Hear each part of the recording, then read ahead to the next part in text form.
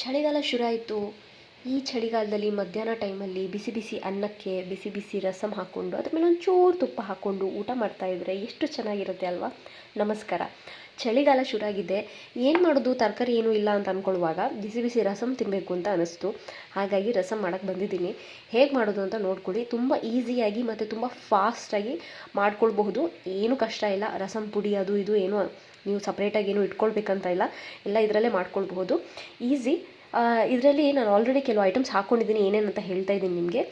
ಕಾಲು ಭಾಗದಷ್ಟು, ಅರ್ಧ ಅಲ್ಲ, ಈ ಅರ್ಧ ಟೊಮೆಟೊದಲ್ಲಿ ಕಾಲು ಭಾಗದಷ್ಟು ಟೊಮೆಟೊ, ಇಷ್ಟೇ ಸಣ್ಣ ಗಾತ್ರದಷ್ಟು ಈರುಳ್ಳಿ, 2 ಬೆಳ್ಳುಳ್ಳಿ ಹಾಕ್ಕೊಂಡಿದ್ದೀನಿ, ಮತ್ತು ಶುಂಠಿ ಒಂದಿಷ್ಟು, ಮತ್ತು ಅರ್ಧ ಚಮಚದಷ್ಟು ಕೊತ್ತಂಬರಿ ಬೀಜ, 1/4 ಚಮಚದಷ್ಟು ಜೀರಿಗೆ, ಮತ್ತು ಅದಕ್ಕೆ ಇನ್ನೂ ಒಂದು ಚಿಟಿಕೆಯಷ್ಟು 2 ಚಿಟಿಕೆಯಷ್ಟು ಓಂಕಾಳು, ಖಾರಕ್ಕೆ ತಕ್ಕಷ್ಟು ಕರಿಮೆಣಸು, ಆಮೇಲೆ 1 ಹಸಿಮೆಣಸು, ಅದಾದಮೇಲೆ 1 ಚಮಚದಷ್ಟು ಕಾಯಿ ತುರಿ, ಆಮೇಲೆ ಮರಿದ ಹಾಗೆ ಕೊತ್ತಂಬರಿ ಸೊಪ್ಪಿನ ದಂಟು. ಇದು ತುಂಬ ರುಚಿ ಕೊಡುತ್ತೆ ರಸಮ್ಗೆ.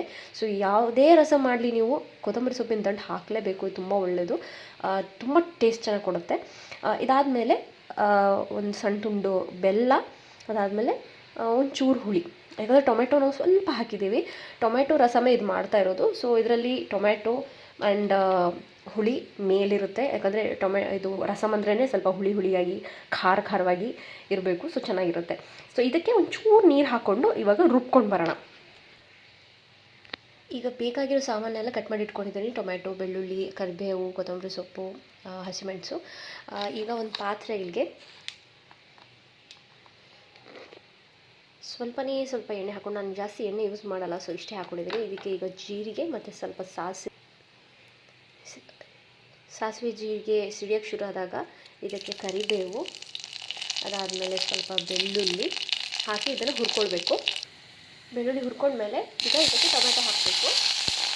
ಟೊಮೆಟೊ ಹಾಕಿದ ಕೂಡಲೇ ಸ್ವಲ್ಪ ಅರಿಶಿನ, ರುಚಿಗೆ ತಕ್ಕಷ್ಟು ಕಲ್ಲುಪ್ಪು, ಮತ್ತು ಕೆಂಪು ಬಣ್ಣಕ್ಕೋಸ್ಕರ ಕಾಶ್ಮೀರಿ ರೆಡ್ ಚಿಲ್ಲಿ ಪೌಡರ್.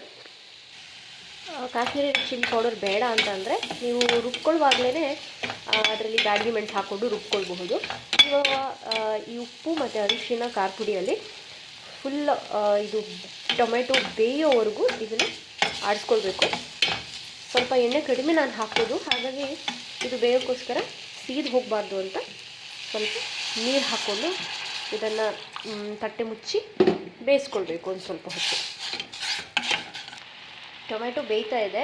ಈಗ ನಾವು ರುಬ್ಬಿಟ್ಕೊಂಡಿರೋ ಪೇಸ್ಟನ್ನ ಇದಕ್ಕೆ ಹಾಕಿ ಕುದಿಸ್ಬೇಕು ಸ್ವಲ್ಪ.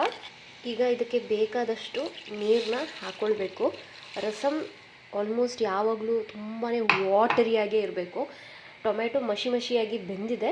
ಸೊ ಇಂಥ ಟೈಮಲ್ಲಿ ಇವಾಗ ಎಷ್ಟಾಗುತ್ತೆ ಅಷ್ಟು ನೀರು ಹಾಕ್ಕೊಳ್ಬೇಕು. ಅಂದರೆ ನಾವು ಮಸಾಲೆ ರುಬ್ಕೊಂಡಿದ್ದು ಬರೀ ರಸಮ್ ಬೇಸ್ಗೋಸ್ಕರ. ಸೊ ತುಂಬ ನೀರಾಗಿರಬೇಕು ರಸಮ್ಗೆ. ಸೊ ಆದಷ್ಟು ವಾಟರ್ ಕ್ವಾಂಟಿಟಿ ಜಾಸ್ತಿ ಹಾಕ್ಕೊಳ್ಳಿ. ನೀರು ಹಾಕ್ಕೊಂಡಿದ್ದೀನಿ. ಈಗ ಇದನ್ನು ಸ್ವಲ್ಪ ಕಲಿಸ್ಕೊಂಡು ನಾವು ಹೆಚ್ಚಿಟ್ಕೊಂಡಿದ್ವಲ್ಲ ಉದ್ದವಾಗಿ ಈ ಹಸಿಮೆಣಸನ್ನ ಹೀಗೆ ಮೇಲೆ ಉದುರಿಸ್ಬೇಕು. ಈಗ ಈ ಮೆಣಸು ಅಂದರೆ ಈಗ ಚೆನ್ನಾಗಿ ಕುದಿಬೇಕು. ಈ ಮೆಣಸೇನು ಹಾಕಿರ್ತೀವಲ್ಲ ಇದು ಬೆಂದಿದೆಯಾ ಅಂತ ನೋಡ್ಕೊಳ್ಳಿ. ಅದು ಬೇಯೋವರೆಗೂ ಇದನ್ನು ಕುದಿಸ್ಬೇಕು ಅಷ್ಟೇ. ಒಂದು ಸಲ ಇದು ಕುದ್ದ ಮೇಲೆ ರಸಮ್ ರೆಡಿ ಆಯಿತು ಅಂತಲೇ ಅರ್ಥ.